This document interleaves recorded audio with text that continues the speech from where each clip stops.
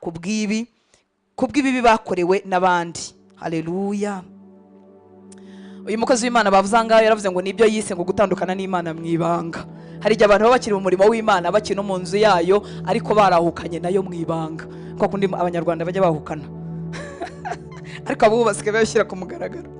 Yesu ashimwe. Ukaba uri muririmbira Imana ariko mu mutima uyibwira uti Imana urabizi ko ntabyo turimo tugendanamo. Imana igukize. Haleluya. Kandi Imana ikugeze kuri uru rwego rwo kumenya ko nta kintu na kimwe kikubaho Imana itagenga. Haleluya. Ngo Imana ikoresha ibintu byose ngo ituzanire ibyiza. Iri somo rirakomeye, nta n'umuntu wavuga ngo yararifashe rwose. Ibibi bikugeraho, ibibi bingeraho buri munsi mbyibazaho. Kandi iki ngiki ntabwo aricyo kibanguka cyo kuvuga ngo Imana yabikoreshe kugira ngo izanzanire ibyiza. Si cyo kibanguka. Ikibanguka no kuvuga ngo Mana wampemukiye. Ikibanguka no kuvuga ngo Mana wari uri hehe bijya kongeraho. Haleluya. Ubusharire niyo nzitizi iruta izindi mu bucuti n'Imana. Kuki nashaka kuba inshuti y'Imana yemera ko ibintu nk'ibi bimbaho? Umuti w'ibyo ni ukumenya neza ko iby'Imana ikora byose ibikora igamije kukugirira neza. Wari ubizi inshuti y'Imana? Iby'Imana ikora byose ibikora igamije kukugirira neza. Sinzi niba mwari mwabona utubebe batangiye batagidukarabiriza ku buriri. Murabizi iyo kakiri gato ntago bagashyira mu mazi, bahera bagahanagura, igihe kikazagera kakajya mu mazi. Iyo kakijya mu mazi inshuro ya mbere kararira. Hari ububebe bumara iminsi burira kugira ngo ku mezi angahe bakazarenga iyo stade bakinjira mu yindi banga kuva noneho mu mazi. Murabizi ko bagera igihe bakanga no kuyavamo. Ya minsi rero babwoza burira, babumva mama wabo babwanga, barimo babugirira nabi, ariko arimo aramukuraho imyanda, arimo aramukuraho ico. Imana izakoresha imibabaro twagiye tubivugaho kenshi. Ntago biryoshye mu kanwa, ntibiryoshye kubivuga, nanjye ubibabwira ntago binryoheye, ariko Imana izakoresha imibabaro kugira ngo ikozeho imyanda runaka na kamere runaka kugira ngo utazatakaza ubugingo. Haleluya. Haleluya. Hari kamere Imana yarekera mu buzima bwanjye ikazasanga ningera imbere nzatakaza ubugingo buhoraho. Imana ikiyaranje ikayikebaho, ikayikuba, ikayikuraho, kandi irimo kubikuraho bimvaho ndira. Haleluya. Ikoresha ibyo ishaka, ikoresha ibyago n'amakuba, ikoresha inzira zayo ni nyinshi. Uko ari nyinshi mu kutugirira neza, ni nako ari nyinshi mu kutwigisha. Haleluya. Haleluya. Umwanditsi wa Zaburi yaravuze ngo ntarababazwa narayobaga, ngo ariko uyu munsi sigaye nitondera inzira zawe. Yesu ashimwe. Umuti w'ibyo rero ni ukumenya neza ko iby'Imana ikora byose ibikora igamije kukugirira neza, niyo byaba bibabaje kandi utabona impamvu yabyo. Hari ibintu mucamo mutabona impamvu zabyo, birahari, ukayishaka ntuyibone. Hari ibyo tuzamenyera ino, hari n'ibyo tuzarinda tuva ino tutaramenya impamvu zabyo. Niyo mpamvu gusohora ubwo busharire ukabwira Imana uko wumva umeze ku mutima ariyo ntambwe ya mbere yo gukira. Nkuko benshi muri Bibiliya babigenje, bwira Imana uko wumva umeze ntacyo uyikinze. Haleluya. Iki nacyo kiranejeje. Ni ukuvuga ngo ushobora kubwira Imana ubusharire buri mu mutima wawe aho kububika. Muranyumva nshuti z'Imana? Aho kugira gute? Aho kububika ukayibibwira. Haleluya. Ukabibwira uko uyimvamo. Uze gusoma Yobu 7:17 kugeza kuri 21 kugira ngo itwigishe kugira bene uwo mutima umeze nk'uw'umwana. Imana yaduhaye igitabo cya Zaburi. Igitabo cya Zaburi kirimo amarangamutima y'uburyo bwose. Hari n'ahantu usoma ukumva kwavuga uti nguwe yarakabije. Hari ahantu ngira ngo niba ari Dawudi yavuze ngo abahondagure ngo bagire gutabanzi be, ibintu wumva wowe utavuga.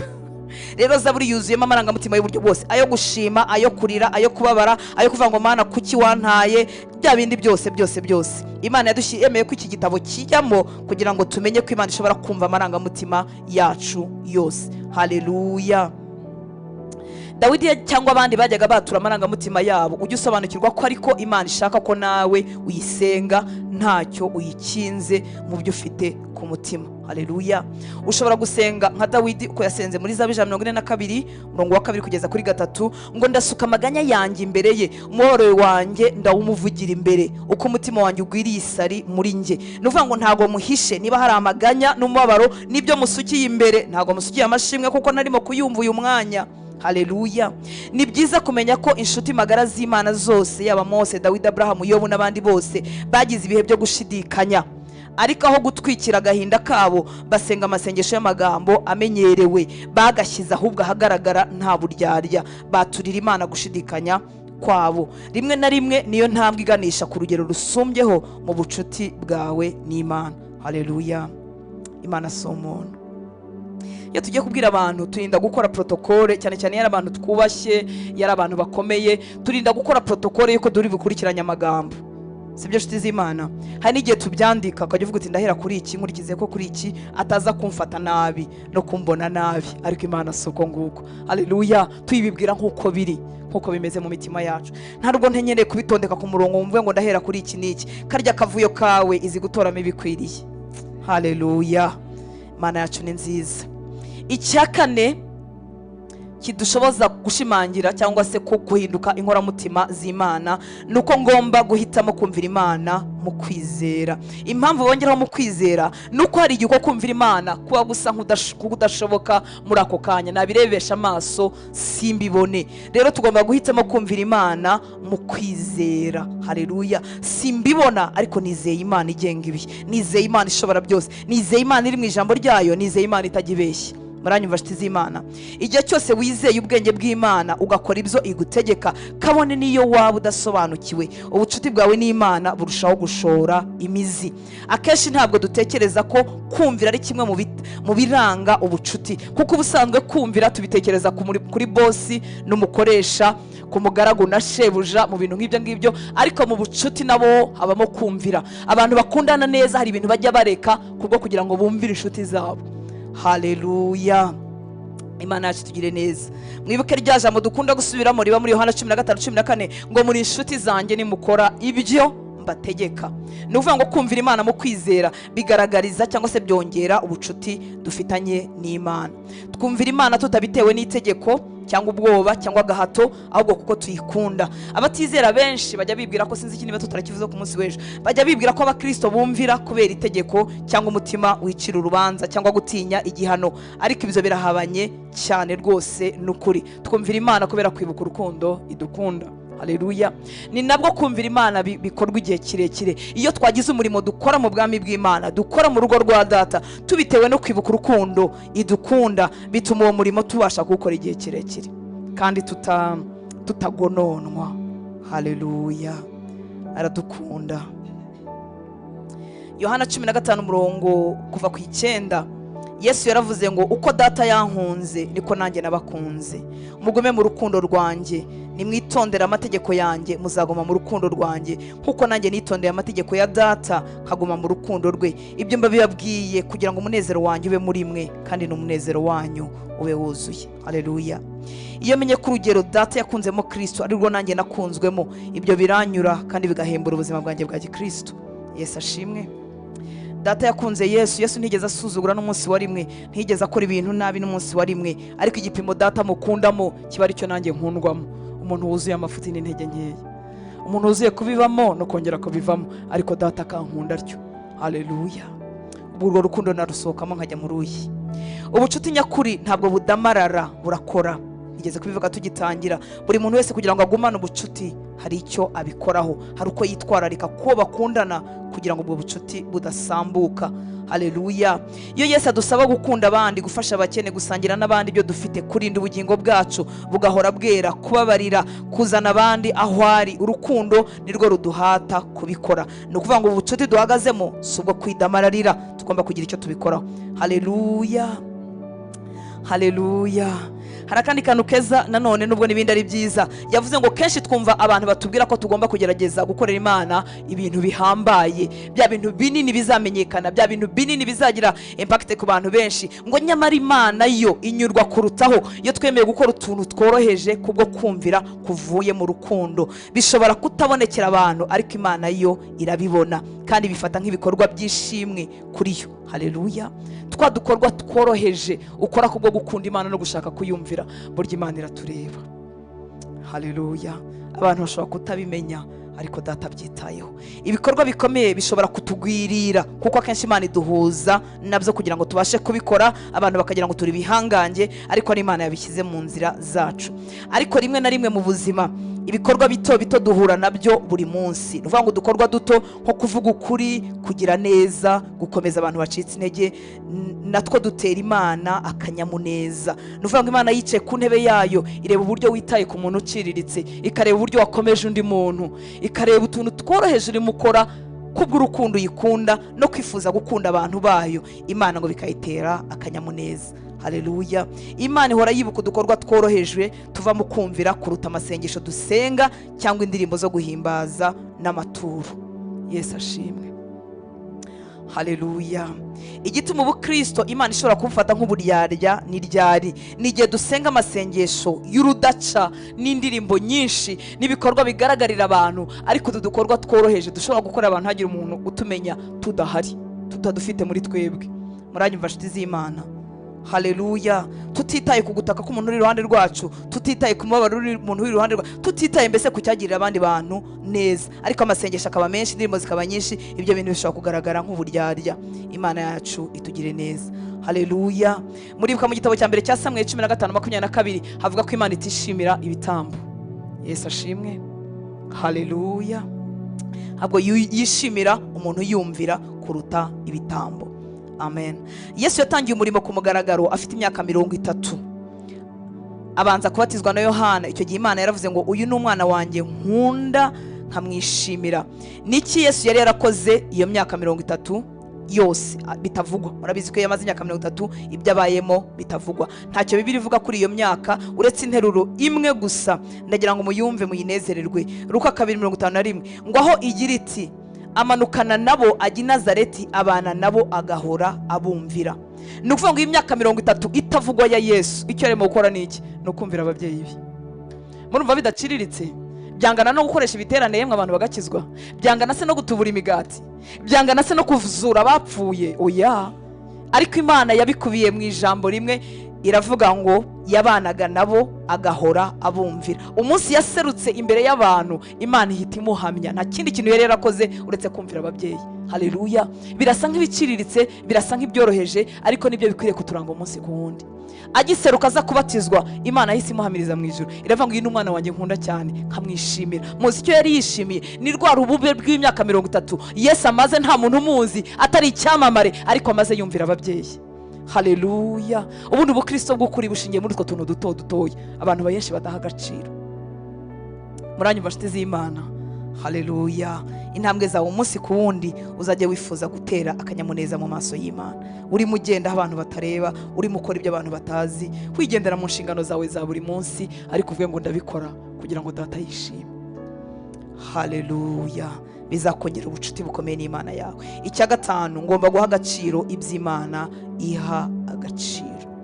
Uko dushimangira ubucuti, uko duhinduka inkoramutima z'Imana, turagenda iby'Imana iha agaciro, natwe akaba ari byo dutangira guha agaciro. Muranyumva nshuti z'Imana? Haleluya. Ntidushobora kuvuga ko turi inshuti ntita ku bintu wowe witaho. Burya abantu babaye inshuti batangira kwita kumera nk'abagize icyerekezo kimwe. Haleluya. Ikintu Imana iha agaciro si ikindi. Haleluya. Imana yitaye ku muntu ku rwego tutabasha kuvuga. Amen. Haleluya. Yitaye ku mibabaro y'abantu, itewe agahinda no kubona abantu batarakizwa, ibabajwe no kubona hari umuntu warimbuka. Ibyo ni by'Imana yitayeho. Ibintu bibiri by'agaciro ku Mana ni igitambo cya Kristo yatanze, ikindi ni ukubona abantu bashobora gukizwa. Rero iyo Imana igize amahirwe ukabona umuntu wakwita ku byo yitayeho, iravuga ngo mbonye umwana ibunaka. Haleluya. Tugere rero kuri uru rwego rwo guha agaciro iby'Imana iha agaciro. Haleluya. Haleluya. Ikintu Imana ishyizeho umutima kuruta ibindi ni ugucungura abantu bayo. Ishaka ko abana bayo bose bazimiye bayigarukira. Iyo niyo mpamvu yazanye Yesu mu isi. Ikintu cy'igiciro kuruta ibindi ku Mana ni urupfu rw'umwana wayo, aricyo gitambo. Icya kabiri cy'igiciro ni ukubona abana bayo babwira abandi iyo nkuru nziza. Kugira ngo ube inshuti y'Imana by'ukuri, ugomba kwita ku bantu bagukikije kuko Imana ibitaho. Haleluya. Cya gishushanyo kigaruka cy'umwungeri mwiza usiga 99 zimeze neza akajya gushaka imwe yazimiye, kizajya gihora kitwibutsa umutima w'Imana, umutima w'ubwungeri w'Imana. Haleluya. Biratworohera twebwe abantu kugendana n'ikivunge kigenda, biratworohera kuba twasanga abantu benshi ariko umwe ntagira agaciro, ariko data si uko ameze. Umuntu wese nubwo yaba umwe ni uw'agaciro mu maso y'Imana. Haleluya. Imana idushoboze kugera kuri iki kigero cyo kwita ku byo yitaho. Ngomba kwifuza ubucuti n'Imana kuruta ibindi bintu byose. Haleluya. Iyo umuntu yifuza ubucuti n'Imana kuruta ibindi bintu byose, bimuha imbaraga zo kudakora ibyaha, bimuha imbaraga zo kutivana mu busabane afitanye nayo. Araburinda, akaburinda n'ifuhe ryinshi, akabusigasira, akavuga ngo aho gutakaza ubucuti mfitanye n'Imana natakaza amafaranga, natakaza icyubahiro, natakaza izina, ariko narinda ubucuti mfitanye n'Imana. Nareka umubiri wanjye n'irari ryawo, sinsubiza icyo ryasabaga kubw'ubucuti mfitanye n'Imana. Haleluya. Buriya umuntu yikorera icyaha uko yishakiye buri munsi, ubucuti n'ubusabane afitanye n'Imana biba bidafite agaciro mu buzima bwe. Amen. Haleluya. Ngomba kwifuza ubucuti n'Imana kuruta ibindi bintu byose. Haleluya. Zaburi yuzuyemo ingero nziza z'uko kwifuza. Dawidi yifuzaga kumenya Imana kuruta ibindi byose. Mu buzima iyo abivuga akoresha amagambo nko kwifuza, gukumbura, kugirira Imana inyota, kuyigirira inzara. Umutima we mu by'ukuri wari waratwawe n'Imana. Haleluya. Yarivugiye muri Zaburi 27 umurongo wa 4 ngo icyo saba Uwiteka kuruta ibindi ni umugisha wo guhora mutekerezaho, ndi mu nzu ye nkibera aho ari iminsi yose yo kubaho kwanjye, nkahora nezerewe ubutungane n'ubwiza bwe butagereranywa. Haleluya. Mbibutse ko aya magambo yavuganwa n'umwami udakennye. Haleluya. Ariko agakumbura kubana n'Imana, kuba mu nzu y'Imana bikamuryohera kuruta kuba ahandi hantu. Mu rugo yabaga yasizeyo indirimbo n'imbyino n'ibyo kurya byuzuye ameza. Yesu ashimwe. Haleluya. Haleluya. Hari igihe inzu y'Imana itubera ubuhungiro kuko n'ubundi hanze byari byashoberanye. Amina. N'ubundi byari byageze gute? Byanze. Ntacyo bitwa, ariko tuba twahungiye aho ukuri. Ariko reka tuzagere n'ahantu no hanze bitanze, twasizeyo indirimbo nk'izo Dawidi yasizeyo, twasizeyo ibyiza nk'ibyo yasizeyo, ariko twishimire kubana n'Imana kuruta ibindi bintu byose. Tuvuge natwe ngo umutima wanjye ukugirira inyota, umutima wanjye urakwifuza. Haleluya. Muri Zaburi 63 bamwe n'umurongo wa 4 abandi n'uwa 3 yaravuze ngo urukundo rwawe rundutira ubuzima. Yo, haleluya. Mwami Imana tugeze hano hantu. Yesu ashimwe. Paulo ni urundi rugero rw'umuntu wari waratwawe umutima no kuba inshuti y'Imana. Nta kindi cyamushishikazaga, icyo nicyo yari yarashyize imbere, nicyo yagendaga atumbiriye, niyo yari intego nkuru y'ubuzima bwe. Niyo mpamvu Imana yakoresheje Paulo mu buryo bukomeye, uburyo bwo guhindura abantu benshi. Iyo turebye mu rwandiko yahundikiye Abafilipi igice cya 3 umurongo wa 10, muri Bibiliya bakoresheje ahangaha Amplified Bible, haravuga ngo umugambi wanjye udakuka ni ukukumenya. Ni ukuvuga ngo nshobora kugenda ndushaho gushorera imizi mu kukumenya no kurushaho kuba inkoramutima ye, mbona, menya kandi sobanukirwa cyane kandi neza uburyo umwami wanjye ari igitangaza. Haleluya. Yagiye yivugira mu magambo ye menshi avuga ngo kugira ngo nkumenye, shorera imizi mu rukundo rwe. Haleluya. Kandi Paulo yari yamenye ibintu byinshi ku Mana. Imana yaramukoresheje ibintu byinshi bihambaye, ariko yakomezaga kwifuza kumenya Imana kurutaho. Amen. Haleluya. Nongere mvuga akangaka, ubucuti bwawe n'Imana buragarukira aho wowe wahisemo. Nuhitamo kuba bugufiya, buzaba bugufiya. Nuhitamo kwigira imbere ngo bwimbike, nukuri uzagerayo uhinduka inkoramutima y'Imana. Haleluya. Ndagusaba kugira ngo bihe agaciro, ubihe umwanya wawe, ubikorane umwete, ubikorane umutima wose, ikintu cyose kidevelop ubucuti ufitanye n'Imana ukiteho kuruta ibindi bintu byose. Haleluya. Amen. Imana yacu tugire neza.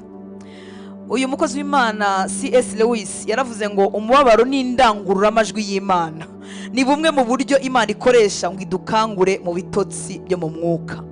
Ijambo rirabishye ariko ni ukuri. Haleluya. Imibabaro ni indangururamajwi. Nuvuga ngo Imana ibifashe ikintu kivuga cyane kugira ngo ukanguke uve mu bitotsi ejo utazarimbuka. Haleluya. Muribuka kagashusho kakagereranya abantu bajya bavuga ngo umuntu yari yicaye hasi munsi y'igiti cyangwa munsi ya etaje simbyuka, undi ari hejuru amureba ngo abone inzoka ije kumurya ngo amunagira imigati. Wa muntu hasi yitoreye imigati agira gute? Aririra ntiyakebuka, ntiyanareba aho imigati yavuye. Bamunagira undi mugati wa kabiri, aririra ntiyareba aho umugati uvuye. Ariko uriya muntu wo hejuru agiye kubona avuga ati inzoka irarinda imugeraho, amanura ibuye ararimukubita. noneho ababaye ahita arebaho iki, aho ibuye ryaturutse. Uko niko imibabaro idutera kureba Imana. Hari abantu batari buzigere bakizwa iyo badahura n'imibabaro bahuye nayo. Birabishye ariko ni ukuri. Uyu munsi hari abagore b'abarokore beza batari buzigere bakizwa iyo badahura n'abagabo babi. Abagabo barabanze barababaza, bibasunikira mu gushaka Imana. Ntibakira umubiri gusa, ntihakira urugo gusa, hakira n'ubugingo. Uyu munsi bukazabona Imana. Haleluya. Hari igihe tugira amahirwe tugahungira muri yo ibibazo bitaraza, ariko akenshi ibibazo bidusunikira. Mwitegereje Bibiliya, abantu bose benshi basangaga Yesu babaga bafite ibibazo, barwaye, bagize ibyago n'amakuba. Ntabwo turimo tubihamagara, ariko n'ubundi twaravuze ngo twabihamagara tuzabihamagara n'ubundi binyuzamo bikaza. Yesu ashimwe. Haleluya. Ibibazo byawe ntubifate nk'ibihano, ni inzogera y'Imana yo kugukura mu bitotsi. Ntabwo Imana ikurakariye, ahubwo yatwawe umutima no kugukunda. Nuvuga ngo yarakwihebeye ku buryo ishobora gukoresha uburyo bwose bubaho kugira ngo ikugarure mu busabane nayo. Haleluya. Yeremiya 29:13 ruvuga ngo nimunshaka mubikuye ku mutima kandi mukabyifuza kuruta ikindi cyose, nanjye nzakora uko nshoboye ngo mumbone. Muzashaka mumbone nimunshakana umutima wanyu wose. Ni ukuvuga ngo ibintu byo gushaka Imana duhushura, Imana yongera kutwihisha gatoya kugira ngo twongere twigire imbere. Muzashaka mumbone nimunshakana umutima wanyu wose. Nimunshaka mubikuye ku mutima kandi mukabyifuza kuruta ikindi cyose, nanjye nzakora uko nshoboye mumbone. Haleluya. Ubucuti buruta ubundi ushobora kugira ni ukuba inshuti y'Imana. Amena. Haleluya. Ingingo yo kuzirikanira avuga ngo urugero rwo kwegera Imana kwanjye ni njye uruhitamo. Ndagira ngo witegereze ubuzima bwawe, urebe urugero rw'ubucuti ufitanye n'Imana, umenye ngo urwo rugero rugejejeho niba ari rugufiya nirwo wahisemo, niba ari rurerure hari umwete washyizeho, mwigira imbere. Haleluya. Yakobo 8 niwo murongo wo gufata mu mutwe. Twegera Imana nayo izatwegera. Iryo ni ihame rikwiriye kuba mu buzima bwacu. Nitutayegera ntituzayibona. Haleluya. Ikibazo cyo gutekerezaho kiragira giti, ni ibihe byemezo bifatika ngiye gufata uyu munsi kugira ngo ndusheho kwegerana n'Imana. Haleluya. Ese ibi bintu mufata umwanya wo kubitekerezaho? Iyo muri mwenyine musoma igitabo, mufata umwanya wo gushyira mu bikorwa uyu mukoro, ni ibihe byemezo ngiye gufata? Ukabifata, ukabitekerezaho, byaba ngombwa ukabyandika, ukajya ubyibuka ibyemezo ugiye gufata kugira ngo urusheho kwegerana n'Imana. Haleluya. Kuramya kunezeza Imana. Ayiwe. Oh haleluya, haleluya. Usimuka byaramwe. Umunsi wa 13 kuramya kunezeza Imana. Imana iragushaka wese. Ibirekane kubitindaho, twari twabivuze mu ntangiriro z'iki gitabo. Imana ntishaka 99, ntishaka ko hari n'agace kamwe kasigara, iragushaka wese. Haleluya. Ntabwo Imana ishaka igice kimwe cy'ubuzima bwawe, igusaba umutima wawe wose, ubugingo bwawe bwose, imbaraga zawe zose, ubwenge bwawe bwose, nta kintu na kimwe usize inyuma. Ntabwo Imana igishishikazwa n'ubwitange bw'igice, kumvira kutuzuye cyangwa guhabwa ibisigarira by'igihe cyawe n'amafaranga yawe. Imana ishaka kuyiha urukundo rwawe rwose, atari uduce duto tw'ubuzima bwawe. Erega n'abantu ubuntu ntibabyemera. Haleluya. Barabyemera se? Ifuhe rizanwa n'iki? Nuko umugore yabonye arimo agabana umugabo we n'abandi bagore. Siko bimeze? Abafiance si uko nguko. Iyo fiance wawe ubonye arimo avugisha abandi bahungu cyangwa abandi bakobwa, ibintu ntibimera nabi. Kandi muri abantu ubuntu baratandukana, ubuzima bugakomeza. Ariko Imana nayo ntishaka kuyiha uyigabana n'ikindi kintu. Irashaka kwiharira ubuzima bwawe bwose. Haleluya. Hari ibintu bine biranga kuramya Imana ishima, kuramya kunezeza Imana. Icyambere, Imana irishima iyo tuyiramya mu buryo buhuye nuko iteye. Haleluya. Imana irishima iyo tuyiramya mu buryo buhuye nuko iteye. Abantu benshi uzumva bavuga ngo nge nibwira ko Imana iteye itya, buri muntu aba afite uko ayifata, ariko Imana igaragarira mu ijambo ryayo. Haleluya. Kuramya Imana bigomba gushingira ku kuri kw'ijambo ry'Imana, aho kwishingikiriza ku buryo dutekereza Imana. Yesu yabwiye wa mugore w'umusamariyakazi atabasenga by'ukuri, basengera Data mu mwuka no mu kuri, kuko Data ashaka ko bene abo ari bo bamusenga. Iyo ijambo rivuze ngo kuko Data ashaka ko bene ari bo bamusenga, ni nk'aho ababwiye abandi ati nimugire gute, ntimwirorerere. Haleluya. Data ashaka ko bene abo aribo bamusenga. Abasenga by'ukuri basengera data mu mwuka no mu kuri, kuko data ashaka ko bene abo aribo bamusenga. Ni nk'abo yavuze atabigenza gutyo nibagire gute, nibirorerere. Yohana 4:23. Haleluya. Gusenga mu kuri bivuga iki? Bivuga gusenga Imana nkuko twahishuriwe muri Bibiliya, ntago ari ibintu twihimbahimbira nkuko mbyumva. Haleluya. Icya kabiri, Imana irishima iyo kuramya kwacu bivuye ku mutima. Haleluya. Bivuye ku mutima. Niyo mpamvu reka mbivuga ariko ntabwo byanditse muri Bibiliya, kuririmba indirimbo utarimo gutekerezaho, reka nyitesa kirirego. Turi mu kinyejana aho injyana zikurura abantu kuruta amagambo. Haleluya. Ariko Imana irishima iyo kuramya kwacu bivuye ku mutima. Ni ukuvuga ngo ndimo natekereza ku byo ndimo gukora, sindimo kuhushura. Haleluya.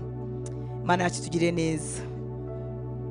Ubwo Yesu yavuga ngo ukunda Imana n'umutima wawe wose n'ubugingo bwawe bwose, yavugaga ko kuramya Imana bigomba kuba iby'ukuri kandi bivuye ku mutima. Ntabwo ari ukuvuga amagambo akwiye gusa, ahubwo ugomba kuba ibyo uvuga ari iby'ukuri. Ni ukuvuga ngo niko kuri mu mutima wawe uwo mwanya. Haleluya. Guhimbaza Imana bitavuye ku mutima nta guhimbaza kuba kurimo, nta gaciro bifite, ni nk'igitutsi mu maso y'Imana. Imana itugirire ubuntu.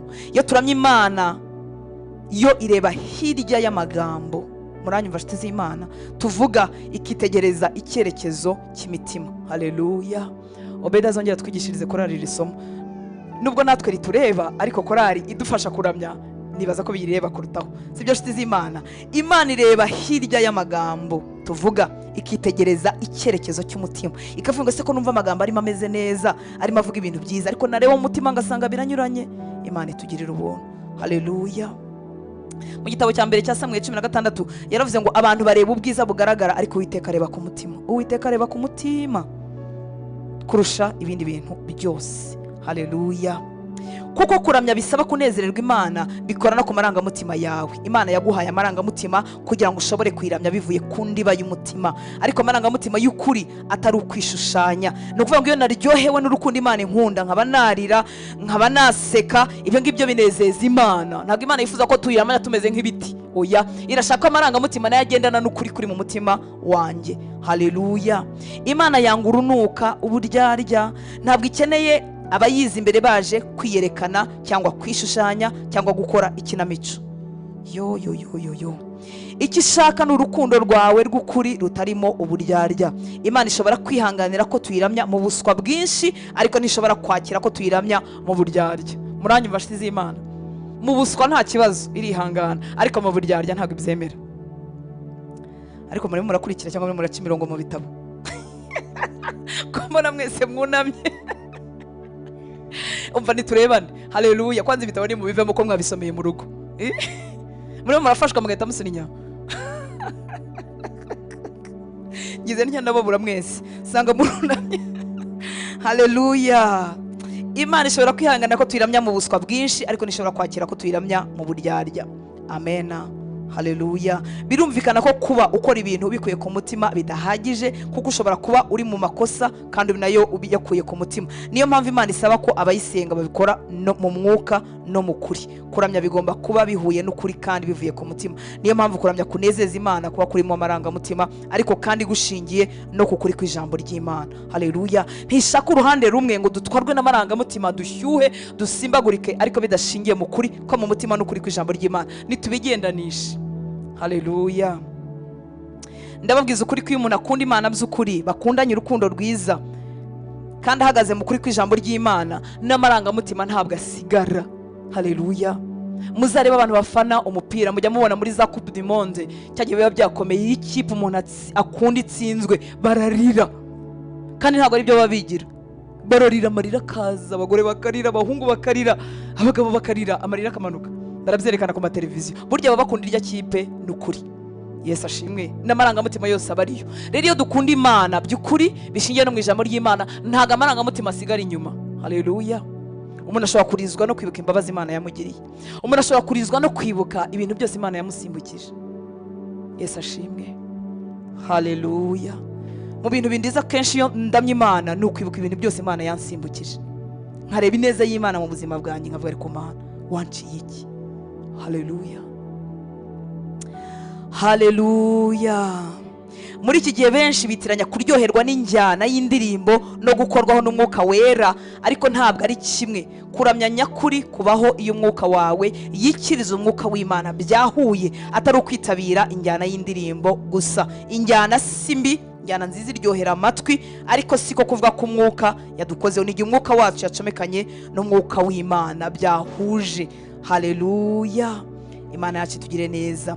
Abakristo ntibahuza ibitekerezo ku buryo bukwiriye cyangwa bw'ukuri bwo kugaragariza Imana ishimwe ryabo, ariko impaka zabo nta kindi zihishura uretse kuba batandukanye mu mico n'aho bakomoka. Bibiliya itwereka ko hari uburyo bwinshi bwo guhimbaza Imana. Muri ubwo harimo kwatura ibyaha, kuririmba, kuvuga ijwi rirenga, guhagarara hamwe, gupfukama, kubyina, kuvuza impundu, gutanga ubuhamya, kuvuza inanga no kuzamura amaboko. Uburyo bwiza bwo kuramya ni ubukunogeye. Aka kantu nako kararyoshye. Haleluya. Ni ubugize gute? Ni ubukunogeye mu kugaragaza by'ukuri urukundo ukunda Imana bitewe n'aho uturuka ndetse n'imiterere Imana yaguhaye. Ntabwo duteye kimwe, n'uburyo turamya mu Imana buratandukanye. Inshuro nyinshi twagiye twibeshya mu nsengero, mu madini, mu bijyanye n'imyumvire yacu, tukibwira ko abaramya neza wenda ari abazamuye amaboko, wenda ari abatuza. Kubera ko ngewe nkunda gutuza, ngahita nibwira ko bajya mu mwuka nabo ari abatuza wenda kimwe nanjye. Biratandukanye. Imana yaturemye dutandukanye, buri muntu afite uburyo yaramiriza mu Imana kandi bikagera ku mutima w'Imana. Haleluya. Wowe jya uba wowe. Yesu ashimwe. Haleluya. Niba Imana yaraturemye dutandukanye kandi ikabikora ibigendereye, kuki twibwira ko abantu bose bazakunda Imana mu buryo bumwe cyangwa mu buryo bwacu? Uko ni ukwibeshya. Uyu mukozi w'Imana yavuzeho witwa Gary yanditse igitabo. Mu gitabo cye cyitwa Sacred Pathways, mujye mwihangana ibyongereza byanjye uko bimeze, avugamo uburyo 9 abantu begera Imana. Aravuga ngo abakunda ibidukikije bunguka gukunda Imana iyo bari hanze. Banza nanjye ndaho ngaho, aho babona ubwiza bw'ibyo Imana yaremye. Hari abantu bicara mu bidukikije, mu ishyamba, ku mazi se, nta kintu gihari se, inyoni zonyine zivuga, bagahita rwose bajya mu mwuka, bakaramya bakaryoherwa. Abakunda gukoresha umubiri wabo bakunda Imana bakoresha uburyo bukora ku mibiri yabo, bityo bakishimira amateraniro yo kuramya asaba kureba, kuryoherwa mu kanwa, guhumurirwa, gukabakaba n'intoki, atari ibisaba kumva n'amatwi gusa. Abakunda ibya gakondo begera Imana bakoresheje imihango, amasengesho yanditse, ibishushanyo na gahunda zidahinduka. Murabizi ko hari bene data tujya ducira urubanza kuko basomye isengesho. Haleluya. Ariko niba yaresomanye umutima wose kandi yitaye ku cyanditsemo aho ngaho, ubwo nawe arimo aravugana n'Imana ye. Amena. Cyane cyane yari kizima. Haleluya. Abakunda kwifata nabo babaho, bahitamo kwegera bigira ahiherereye. Ayiwe nase kungarutsemo. Kandi mu buzima buciye bugufi. Nivuga ngo bakunda kwiherera mu buzima butarimo abandi bantu barimo bareba, bicecekeye hariya bakiramiriza Imana. Abanyamirimo, abantu ba activiste bakunda Imana bahangana n'ibibi, barwanya karengane, bakora ngo isi ihinduke nziza. Aba nabo barahari, bakoresha imbaraga zabo. Hari abandi b'abanyempuhwe bakunda Imana, bakunda abandi, bakita ku bukene bwabo. Ibi bintu ntabwo twese twabihawe kimwe, ariko reka buri muntu akorere mu cyo yahawe. Haleluya. Hari umuntu udashobora kwihanganira akarengane kari ku bantu. Hari umuntu ubona umuntu ubabaye agahita arira, njyewe ngashobora kumugirira impuhwe bisanzwe, ariko uwo muntu we yamubona agahita arira, impuhwe zikamwuzura, akumva aho hantu ntari buharenge. Imana yaturemye mu buryo butandukanye. Haleluya. Abizihizi bakunda Imana bakora imyidagaduro. Murabizi abizihizi bakunda ibirori, bakunda burya Imana niyo yabibashyizemo. Abashengerera bakunda Imana bayishengerera. Abanyabwonko babandi batekereza cyane bakunda Imana biciye mu kwiga n'ubwenge bwabo. Nta buryo na bumwe bwo kuramya no gukunda Imana uzasanga bunogeye abantu bose. Hari ikintu kimwe gusa kidashidikanywaho, ntabwo ushobora guhesha Imana icyubahiro ugerageza kuba uwo itakugize we. Imana ishaka ko uba wowe. Haleluya. Imana yasitandukanye n'abantu. Icya gatatu, Imana iranezerwa iyo tuyiramya tubitekereje. Ntabwo Imana yifuza ko abantu bakora ibintu nk'amarobo. Haleluya. Tuyiramya tubitekerezaho. Imana yacu tugire neza. Itegeko Yesu yatanze ryo gukunda Imana n'ubwenge bwose rigaruka inshuro enye zose mu isezerano rishya. Ntabwo Imana ijya yishimira indirimbo abantu baririmba badatekereza ibyo bavuga, amasengesho basubiramo barangaye by'akamenyero. Haleluya barokore. Basubiramo by'akamenyero. Iyi ni indwara iba mu barokore kenshi. Cyangwa se za haleluya Imana ishimwe abantu bavuga kuko babuze ikindi bavuga, barimo basenga. Ntabwo ari haleluya nka yindi yanjye. nayo ni nyinshi mu ijambo ry'Imana, ariko arimo aravuga ko kuno umuntu aba arimo gusenga yanyuzamo yabuze icyo avuga, avuga ngo haleluya haleluya, Imana ishimwe Imana ishimwe, kandi mu by'ukuri atarimo kuyishima, ari uko amagambo yabuze. Kandi burya amagambo yo kubwira Imana ntiyagombye kubura. Ushobora kwibwira ibintu byoroheje, kwibwira uti Imana dore maze icyumweru ry'ibijumba, ariko Imana wowe ibijumba byonyine urumva ibyo bintu koko ari byo? Burya ubusenzi ntabwo wampinduriramo ukanshyiramo n'umuceri, aho kuvuga haleluya haleluya zidafite ishingiro na za mena zidafite ishingiro n'indirimbo tutatekereje nitubwiza Imana ukuri. Haleluya. Ukayibwiza ukuri ukavuga uti nzi neza kuri data, kandi dore nambaye ijipo imwe. Ubu iyo mbafite data wo mu mubiri yagendana n'umwana wambaye ijipo imwe kuva ku wa mbere kugeza ku wa gatanu akabyishimira. Ubwo se ntubusenze? Ubusenze kandi ubuyibwije ukuri. Haleluya. Duhindure imisengere yacu. Amena. Amena. Bene uko gusenga kudatekereza Yesu yakwise gusubiramo mu magambo y'ubusa. N'amagambo yo muri Bibiliya ashobora guhinduka akamenyero. Yesu yabyise gusubiramo amagambo y'ubusa. Handi muri Matayo 6:7 havuga ngo namwe nimusenga ntimukavuga amagambo muyasubiramo hato na hato. Sugusenga ibi bitandukanye no kwinginga, mu nyumve neza. Iyo twinginga tuba dutekereza ku cyo turimo kuvuga. Haleluya. Tuba tuzi icyo turimo dusaba Imana. Gutitiriza biremewe n'Imana, Yesu yarabitwemereye. Yesu ashimwe. Ariko aya magambo adafite icyo avuze ni yayindi umuntu asubiramo atarimo kuyatekerezaho. Hari igihe amagambo yo muri Bibiliya nayo ahinduka agakoreshwa agahinduka akamenyero, abantu bakaba batakiyumva icyo avuga, bakaba batakiyatekerezaho. Niyo mpamvu umukozi w'Imana ajya inama abo ni abavuga indimi zirenze rumwe kuba bakoresha version zitandukanye za Bibiliya kugira ngo be kubimenyera. Mugerageze no gushyiraho ibisobanuro. Yagerageje kudusobanura mu buryo bwa kimuntu. Umuntu aje akakwegera, mu nyumve neza kano kantu karatwigisha, akakubwira inshuro 10 ngo ndagushima, watangira kwibaza ngo ese aranshimira iki? Ngira ngo watangira kwibaza ngo ese aranshimira iki? Ngira ngo wakwishimira amashimwe 2 gusa ariko asobanutse kuruta 20 adafite ibisobanuro. N'Imana nayo nuko. Murabyumva? Umuntu aje imbere akavuga ati mama Jeanette ndagushima, akongera agategura ngo ndagushima, akongera agategura ngo ndagushima, uhita wibaza ese aranshima iki? Ni ukuvuga ngo nta busobanuro bifite kuruta ko namubwira ngo ndagushima ko waje kunsura, ndagushima ko igihe nari ndwaye waje ukandwaza, ndagushima ko igihe nari nambaye ubusa wanyambitse, ndagushimira ko cyagiye byari byanshobeye ukangirira neza. Ibyo ni ibintu bisobanutse. Nubwo yabo magambo abiri arasobanutse kuruta kuvuga ngo ndagushima ndagushima ndagushima bikarangiza atamenye n'icyo mushima icyo ari cyo. Yagerageje kubishyira mu mvugo isanzwe kugira ngo tubashe kubyumva. Haleluya. Imana yo nayo yifuza ko uburyo tuyihimbaza tuyishimiramo bwaba butekerejweho. Muranyumva nshuti z'Imana? Haleluya. Hari indi nama yagiye tuyibona na Paulo yarayigiye, iyo turebye mu rwandiko rwa mbere rw'Abikora igice cya 14 atubwira cyane cyane twebwe batinze mu nzu y'Imana kwa kundi tugira imisengere ititaye ku bantu bashyashya baje mu nzu y'Imana. Havuzwemo no kuvuga mu ndimi. Murabizi harubwo dusenga ibintu ariko umuntu ari ubwa mbere yinjiye mu nzu y'Imana agatakara. Nidusenga tuzajya twibuka gukoresha amagambo yoroheje, twibuka ko hari abantu bashyashya baje badusanga mu nzu y'Imana. Sibyo nshuti z'Imana? Icyakane, Imana iranezerwa iyo kuramya kwacu kugaragarira mu bikorwa. Haleluya. Iyo byavuye mu magambo bikajya mu bikorwa. Niyo mpamvu muri rwa rwandiko Paulo yandikiye Abaroma 12:1 yavuze ngo dutange imibiri yacu ibe ibitambo bizima byera bishimwa n'Imana, niko kuyikorera ukwiriye. Kuki hano Imana isaba umubiri? Kuki itavuga ngo mutange umwuka? Kuko udafite umubiri ntacyo ushobora gukora hano ku isi. Harimo akagereranyo gashimishije nibaza ko namwe mwakabonye, ngo ujya wumva abantu bavuga ngo sindi bushobore kuza mu materaniro uyu munsi nimugoroba, ariko turaza kubana mu mwuka, turaba turi kumwe mu mwuka. Yarangiza akagenda akitekera akirira, ntiyibuke ko n'iyi saha turimo no gusenga. Yavuze ngo uzi icyo bivuga? Ntacyo bivuze na gito, nta gaciro bifite. Igihe cyose uri hano ku isi umwuka wawe nta handi ushobora kuba uretse aho umubiri wawe uri. Ubwo ibyo ntisongere kubivuga, tujye tuvuga ngo ntabwo ndi buboneke, dushyiraho akadomo. Turabana mu mwuka, turabana ku mutima. Igihe cyose uri hano ku isi umwuka wawe nta handi ushobora kuba uretse aho umubiri wawe uri. Niba umubiri wawe uri bube udahari, ubwo nawe wese nyine ntuhari. Siko bimeze, siko kuba. Mu kuramya Imana rero dusabwa gutanga imibiri yacu nk'ibitambo. Ubundi twumva igitambo nk'ikintu cyapfuye, ariko Imana iyo ishaka ko tuba ibitambo bizima. Yatanze impungenge, aravuga ahangaha, aravuga ngo ikintu giteye impungenge nuko ibitambo bizima akenshi byo bigira tendansi yo kumanuka bikava ku gicaniro bikigendera. Ni ukuvuga ngo Yesu ashaka ko tumwiha nk'ibitambo bizima bitapfuye.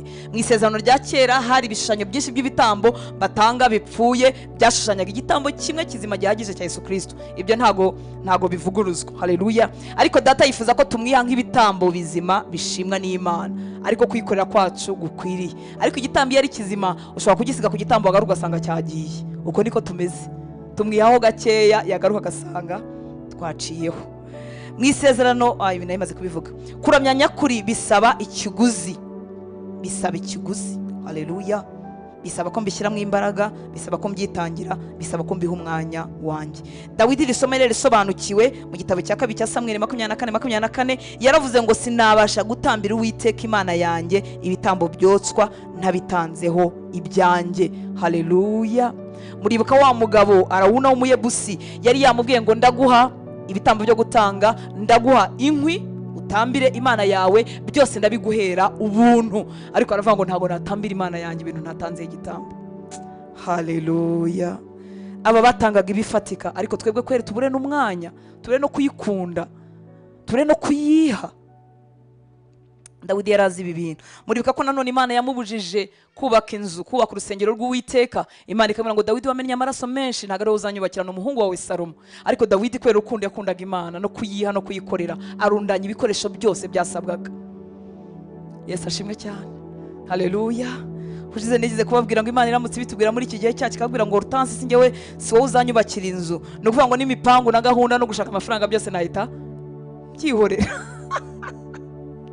Ariko Dawidi kuko yakundaga Imana yararundanyije ifeza, arundanyije izahabu, arundanya ibiti by'agaciro, imbaho z'agaciro kenshi. Aravuga ngo nubwo ntazayubakira, ariko mwana wanjye Salomo dore ngibi ibyo naregeranyije kugira ngo nubakire Uwiteka Imana yanjye inzu. Murumva urwo rukundo? Haleluya. Imana yashitugeza aho hantu. Ubwo Yesu yavugaga ngo ukunda Imana n'imbaraga zawe zose, yagaragaje ko kuramya Imana bisaba umwete n'imbaraga. Haleluya. Ariko narisimbutse ngo ikiguzi cya mbere cyo kuramya Imana bidusaba no kwiyambura, kwirebaho. Ntushobora gushyira Imana hejuru ngo nawe ujye hejuru, ntibibaho. Nturamya Imana ugamije ko abandi bakubona cyangwa ngo winezeze. Ugomba kureka kwitumbira wowe ubwawe ukareba Imana. Nuvuga ngo ntago bijya bigira hejuru icyarimwe. Ntago Hortense ashobora kwishyira hejuru narangiza ngo ashyire n'Imana hejuru. Ashwi. Nishyira Imana hejuru njyewe ndaca bugufi. Nishyira hejuru bw'Imana ndabanyikije bugufi muri njyewe. Imana itugirira ubuntu. Haleluya. Rero igihe Yesu yavuga ngo ukunda Imana n'imbaraga zawe zose, yagaragaje ko kuramya Imana bisaba umwete n'imbaraga. Haleluya. Hari ubwo biba bikubangamiye cyangwa bitakoroheye, kandi rimwe na rimwe ubikora kuko ari icyemezo wafashe ukemera kuba igitambo.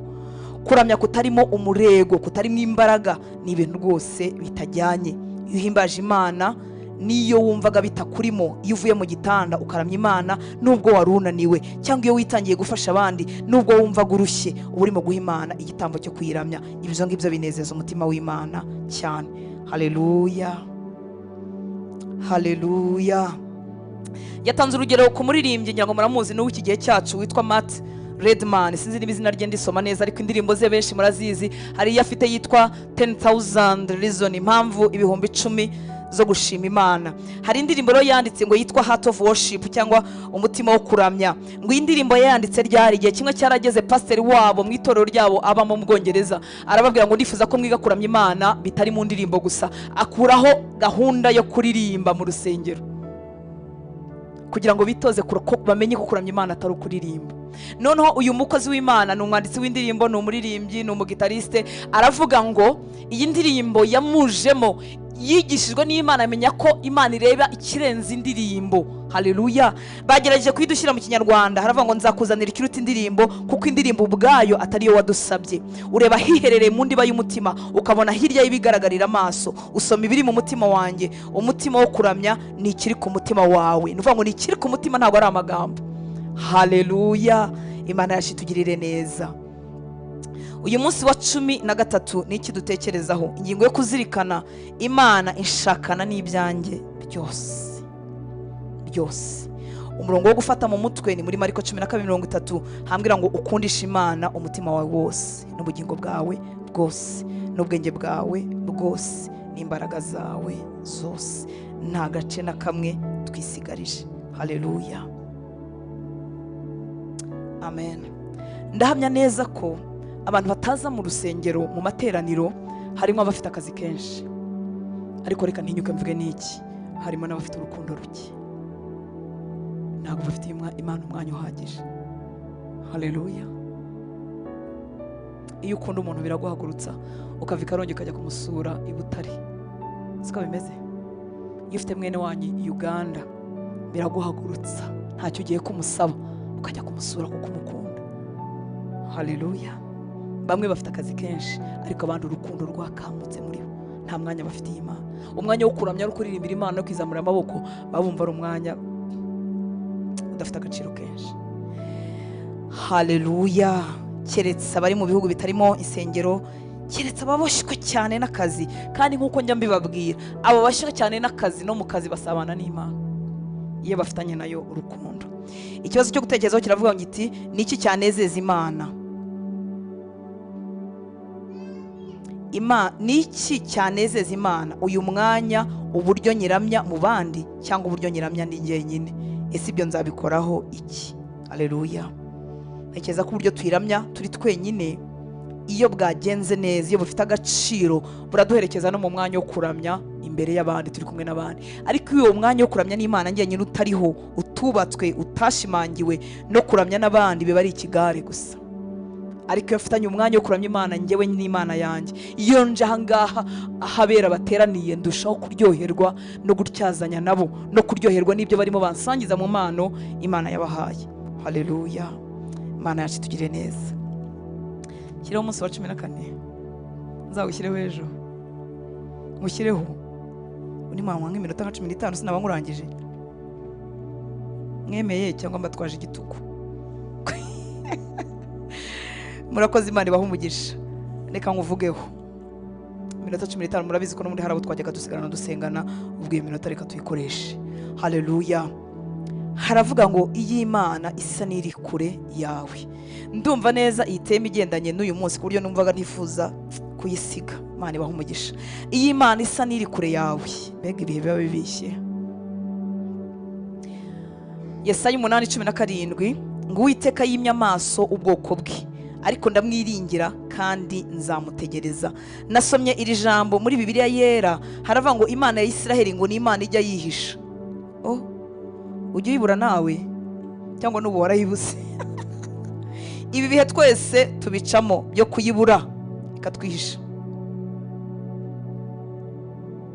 Yesaya 8:17 nibyo? Yego.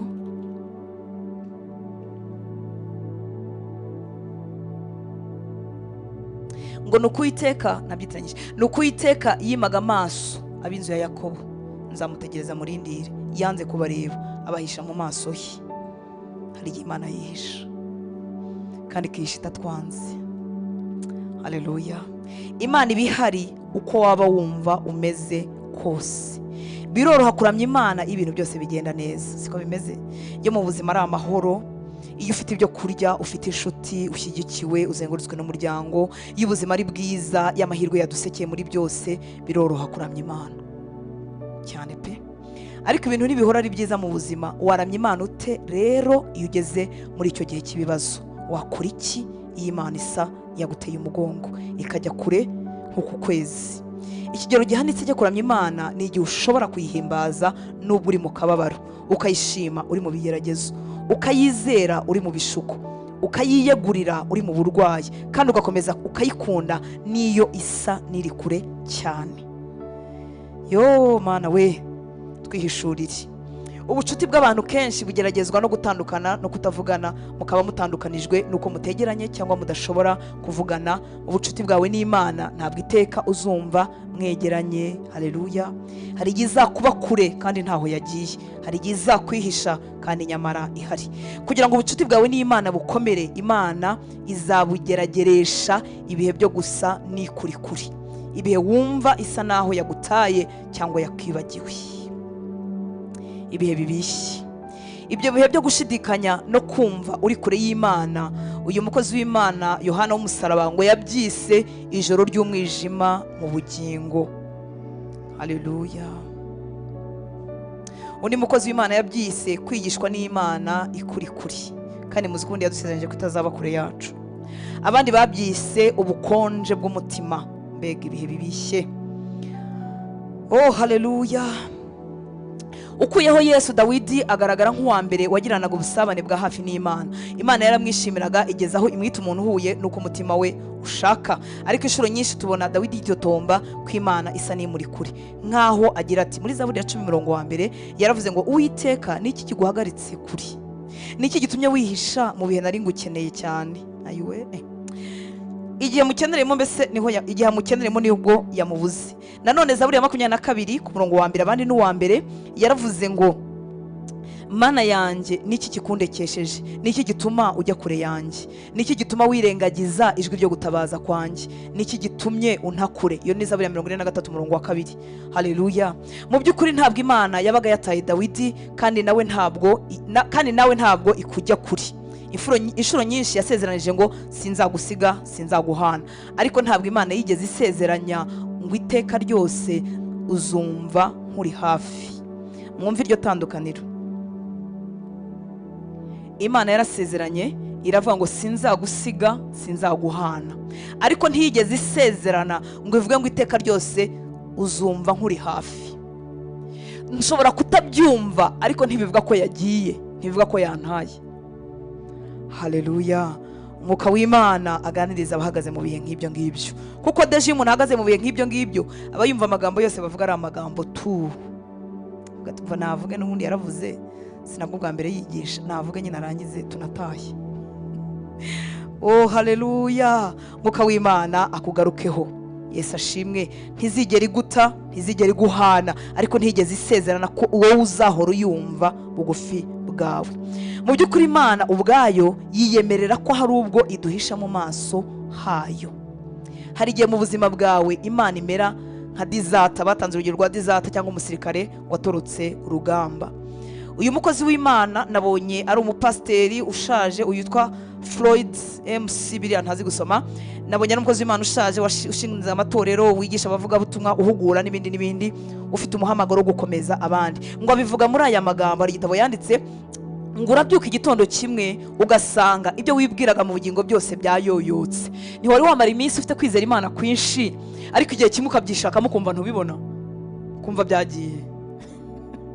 Yarabyanditse arabivuga ngo ibyo wari wiringiye byose byumvaga waribitse mu bugingo bwawe ukumva bimeze nk'ibyagiye. Ugasenga ariko ntihagire ikiba, ukirukana Satani ariko ntibigire icyo bihindura, ugakora imyitozo yose yo mu bugingo yakugarura mu imbaraga ntibigire icyo bitanga, ugasaba inshuti zawe zikagusengera, ukatura ibyaha byose ushobora kwibuka, ndetse ukagera aho wumva warahemukiye, ndetse ukagira abo wumva warahemukiye bose ukabasaba imbabazi, ukiriza ubusa ugasenga ariko ashwi ntihagire ikivamo.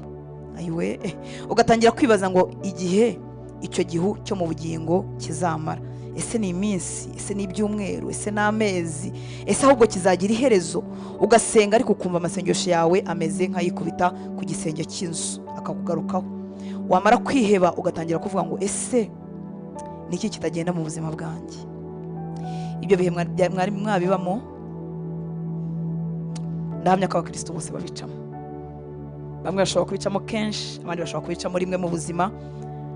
Nta cyaha wakoreye Imana utayihemukiye, utarangaye, utaretse gusenga, utaretse gutura, utaretse gutanga ibyacu, utaretse gukora bya bintu byose, ya myitozo yose tuvuga ko ariyo yo kubaha Imana, byose ukibikora ariko Imana ukumva ntuyumva bugufi bwawe, ukihana ibyaha byose ukabimarayo. Mu by'ukuri si uko haba hari ikitagenda, ni igeragezwa risanzwe rituma ubucuti bwawe n'Imana bukura. Buri mukristo abinyuramo nibura rimwe mu buzima bwe, cyangwa se kenshi ku bandi. Bica intege kandi bigakura umutima, ariko bigira akamaro gakomeye mu guteza imbere kwizera kwawe. Kubisobanukirwa nibyo byahaye Yobu ibyiringiro ubwo atashoboraga kumva Imana imuri hafi. Nibwo yavuze muri Yobu 23:8-10, nibwo yavuze ati iyo ngiye iburasirazuba ntihari, najya iburengerazuba sinyibona mu majyaruguru kuko iranyihishe.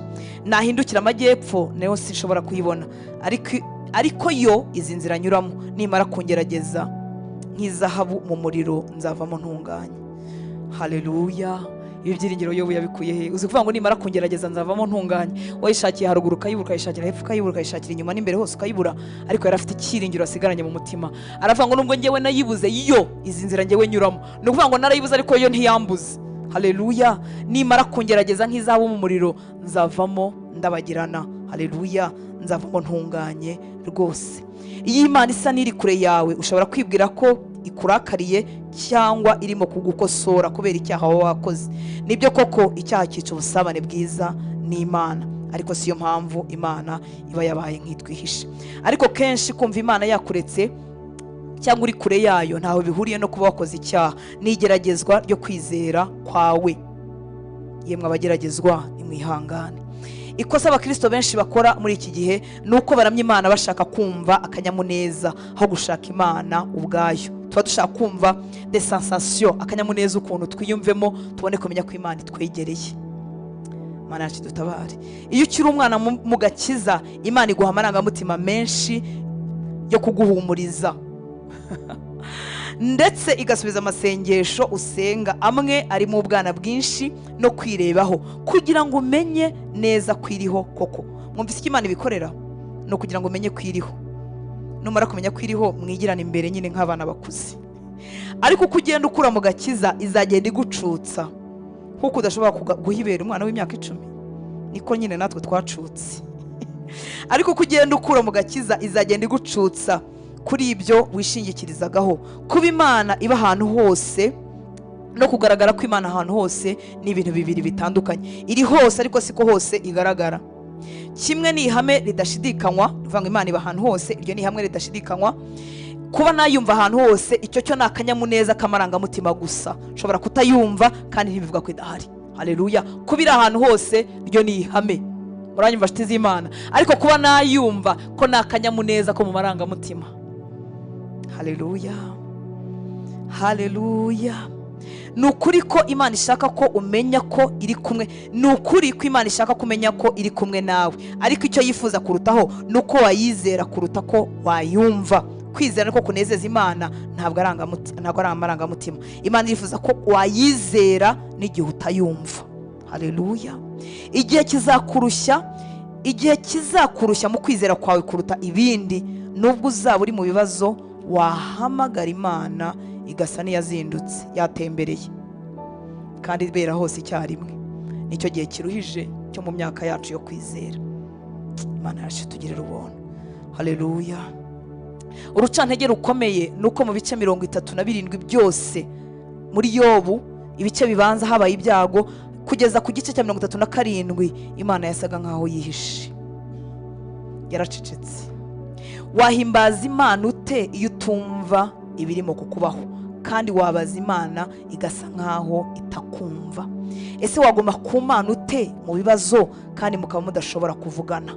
Watumbira Yesu ute kandi amaso yawe yuzuyemo amarira?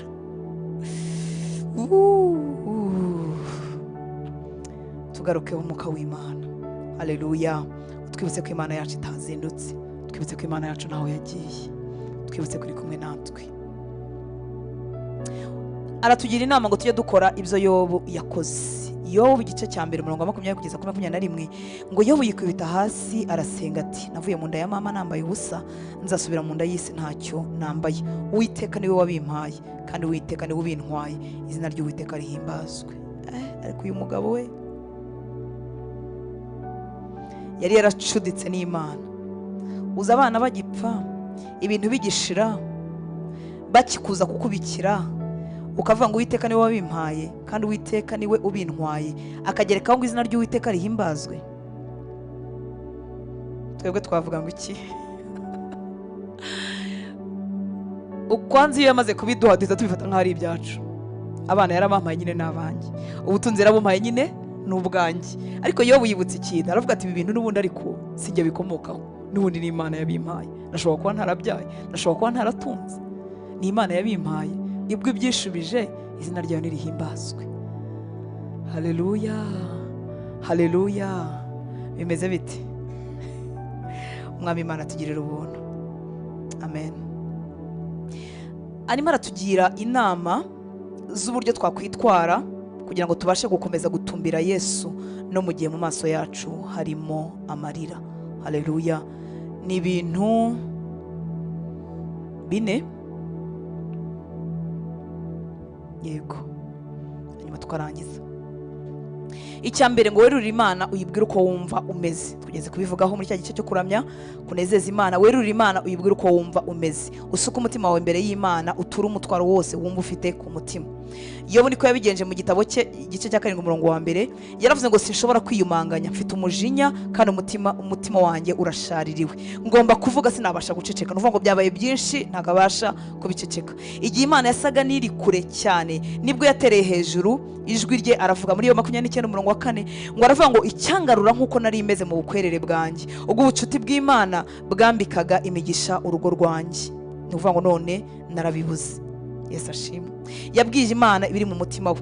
Ese aho waruzi ko kwaturira Imana kwiheba kwawe bishobora kuba ikimenyetso cyo kuyizera? Nuvuga ngo byibuza wizeye kwihari urimo urayibwira ibikwihebesheje kuruta guceceka no kubivamo no kubyihorera. Haleluya.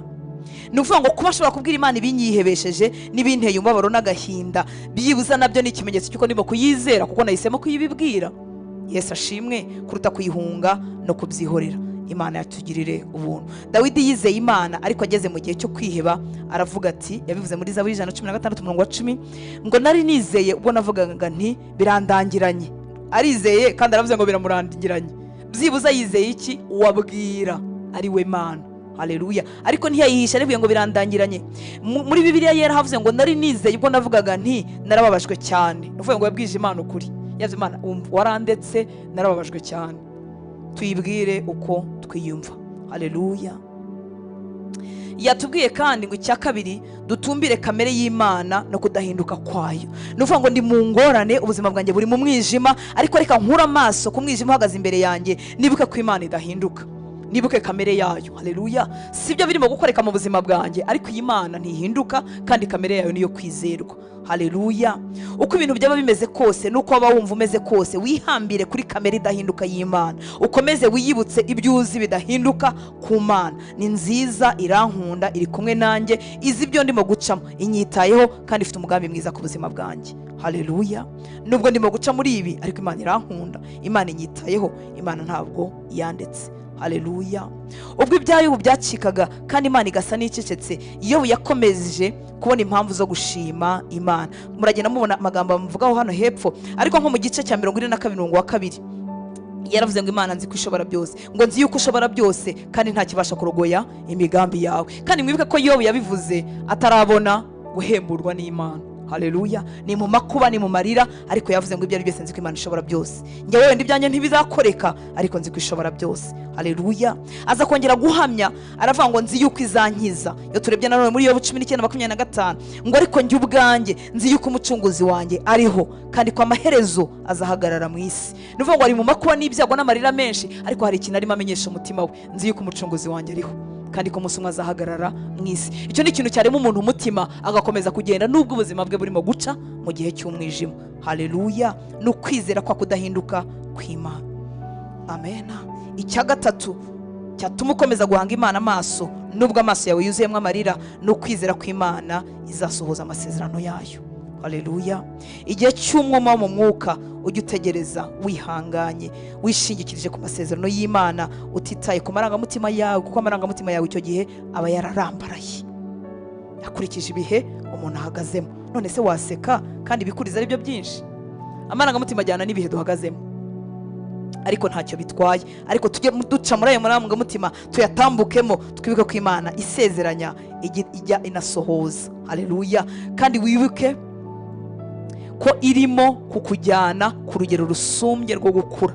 N'ubusanzwe ubucuti bushingiye ku marangamutima gusa waba udafite imizi. Haleluya. Anga twatanga urugero rw'abashakanye.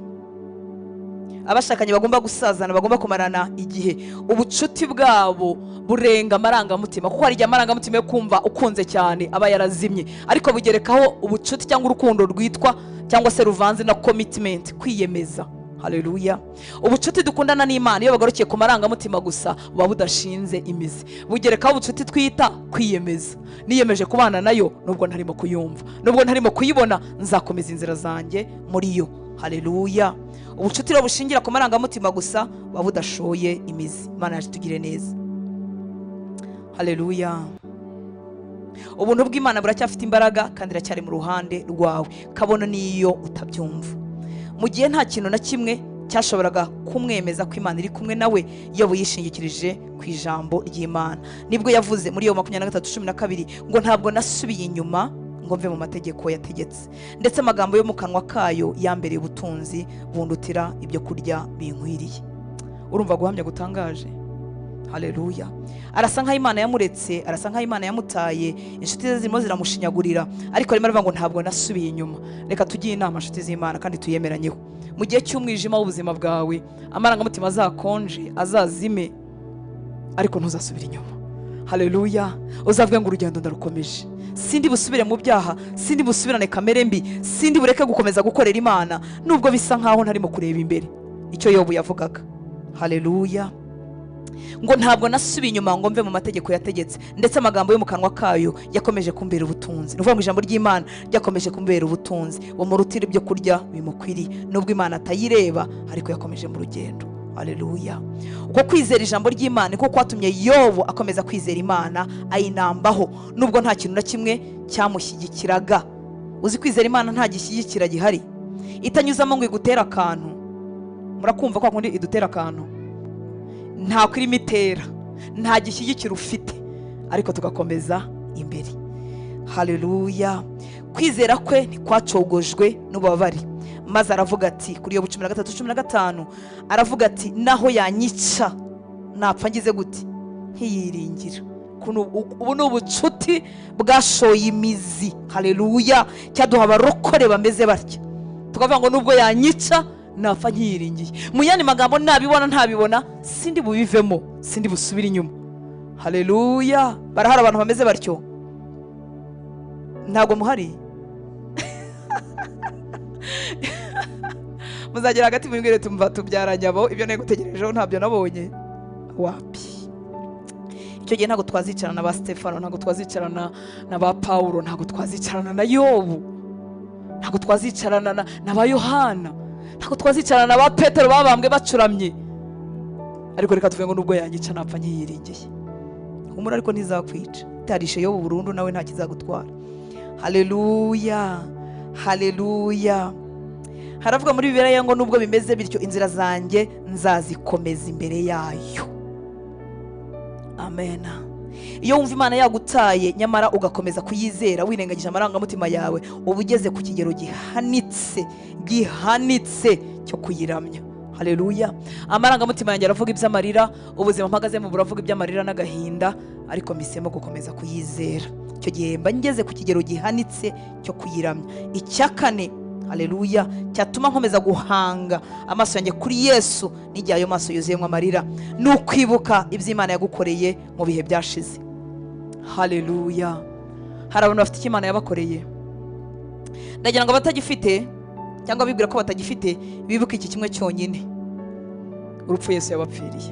Haleluya.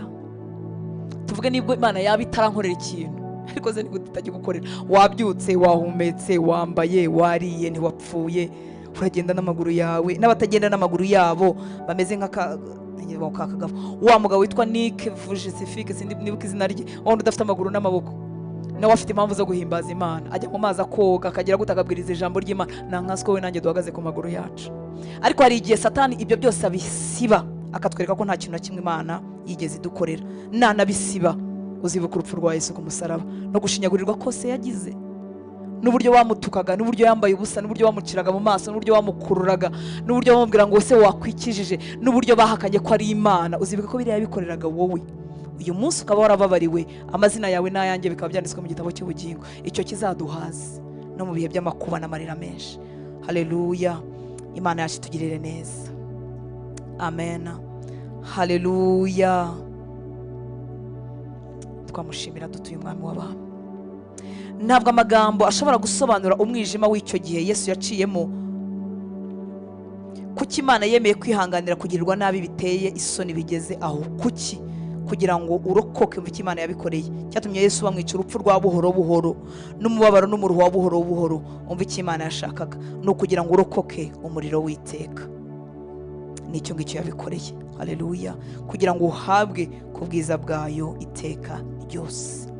Biravuga ngo mu rwandiko rwa 2 rw'Abikorintho 5:21 ngo Kristo we nta cyaha yari yarakoze, ariko Imana yamuhinduye kuba icyaha ku bwacu kugira ngo muri we duhindurwe gukiranuka kw'Imana. Ubwo ibyo ntibyaduhaza yemwe, bigasunika urugendo tukazagera ku iherezo. Haleluya. Biguhereza imbaraga zo gutambuka muri uwo mwijima. Yesu yemeye kureka byose kugira ngo ubone byose. Yarapfuye kugira ngo ushobore kubaho iteka. Ibyo ubwabyo birahagije kugira ngo uhore umushima kandi umusingiza. Haleluya. Ntabwo wari ukwiye kuzongera kwibaza impamvu ukwiye guhora ushima. Iyo ngiyo yo kwitegereza urupfu rwa Yesu ku musaraba iraduhagije. Haleluya. Mwuka w'Imana tugenderere uyu mugoroba, abyandike mu ndiba y'imitima yacu, ubu tazasibangana, kuko ibihe byo bizifuza guhora bisiba icyo ngicyo Yesu yakoze mu buzima bwacu. Bizifuza guhora bisiba ko twakwibuka igitambo Yesu yatanze ku bwacu. Ariko reka byandikwe mu ndiba y'umutima wawe, ahantu hatagerwamo n'imiyaga n'imiraba y'isi. Haleluya. Nushoberwa udafite ikindi cyishingikirizo, basuzibuka urupfu Yesu yapfuye ku musaraba ku bwawe. Umwami Yesu abaho umugisha, mwagize neza kwihangana. Ingingo yo kuzirikana kuri munsi wa 14, Imana ibihari uko nakumva ameze kose. Haleluya. Niyumva neza biroroshye nako kuyumva, cyagiye cyo niyumva nabi ntaho Imana yanjye yagiye, irahari uko nakumva ameze kose. Umurongo wo gufata mu mutwe uri mu Baheburayo 13:5b, na gace ka B. Haravuga ngo sinzagusiga na hato, sinzaguhana na hato. Haleluya. Kuko Imana yavuze iti sinzagusiga na hato, sinzaguhana na hato. Byandikwe mu ndiba y'umutima wawe, mu bihe byose uzatambukamo by'ubuzima, uzibuke ko Imana itazigera igusiga, itazigera iguhana. Haleluya. Yasezeranye ntibeshya, ntabwo imeze nk'abana b'abantu bagira uko babyuka bakagira n'iminsi bivuguruza. Ikibazo cyo gutekerezaho, nakomeza nte gutumbira kubana n'Imana, cyane cyane iyo isa n'indi kuri? Wabigenza ute kugira ngo ukomeze kuyitumbira igihe wumva isa nkaho ikuri kuri? Haleluya. Icyambere cyatubwiye ngo uzerurire Imana, uyibwire uko wumva. Cyagiye wumva ikuri kure, uzajya uyibwira uko wumva. Uyibwire uti ndagushaka ariko sinkubona, ndakabakaba ahantu hose nakubuze. Ukayibwiza ukuri. Tugiye gusenga muri Believers, ariko maze iminsi ijyayo kandi sinkumvi, ariko n'ubu ngiyeyo. Sindi burekeraho kujyayo, ariko n'ukuri simperuka kukumva. Sindi bureka gusoma ijambo, ariko rimaze iminsi ryarambereye ijambo gusa, nka histoire gusa, ntakurama kandemesha umutima. Iyo rero twakubititse mu buzima bwacu n'ijambo risanzwe rituremesha umutima, turisoma nk'ijambo risanzwe. Wari wumva ijambo ryajyaga rigufasha mu bihe, ariko ugahagara mu bindi bihe ritagufasha. Haleluya. Kandi uzakomeze gutumbira kamere y'Imana no kudahinduka kwayo. Mu marira menshi ntuzibagirwe kwizera kw'Imana izasohoza amasezerano yayo ku buzima bwawe. Ntiyigeze ibeshya bakubanjirije, si wowe izigiraho kubeshya. Haleluya. Kandi uzahore wibuka ibyo Imana yagukoreye mu bihe byashize, bigutere kwiringira ko n'ibindi iri bubikore. Umwami Yesu abaho umugisha, Umwami Yesu abagire neza. Reka duhaguruke dusenge, dutahane amahoro ya Kristo. Haleluya.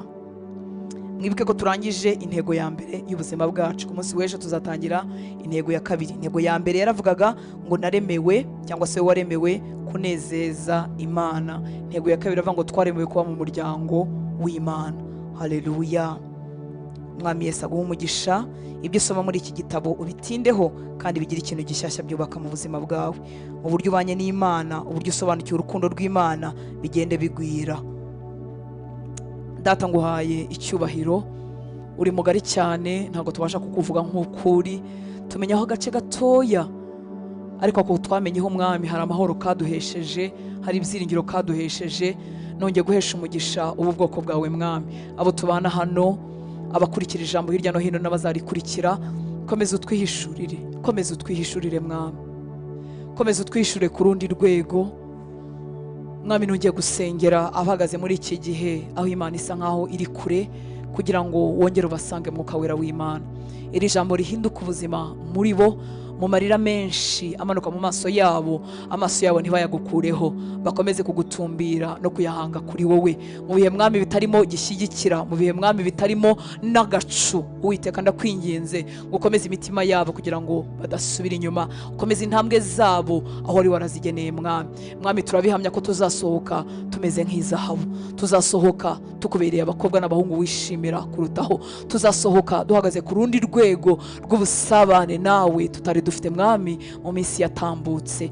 Ngaho hesha umugisha ubwoko bwawe, nibagirirwe neza, umugisha n'ubomeho, bataha mwami ugendane nabo. Iri joro ritubere ijoro ryo kuganirizwa nawe no kukubona birenzeho mwami. Abazamutse mu cyumba cyo hejuru barimo gushaka mu maso hawe, bagirire neza, subiza gusenga kuzamuka mu ndiba y'imitima yabo, bagwirize imbaraga. Kandi mwami turagusaba irya migisha yose mu mwuka twaboneye muri Kristo Yesu, ongera utwihishurire kurutaho mwami. Tuzasohoke muri aya masengesho dufite ubundi bwiru bwawe twamenye ngo bwa bindi ubikira abagukunda, bwa bindi ubikira inshuti zawe. Dore twarakwegereye mwami w'abami, twemerere nawe wemere tukubone. Urakoze papa, mpesheje umugisha abatanze mwami umwanya wabo kuba hano hantu, abakoresha impano zabo mu buryo butandukanye, bagire neza kandi ukomeze ubiyereke. Ku munsi w'ejo uzongera ubane natwe, kandi ku manywa yose imbaraga zawe zizakorera muri twebwe. Tuzagira ibihe byiza byo kwiherana nawe no kumva icyo tubwira, kugira ngo turusheho kugendera mu nzira zawe.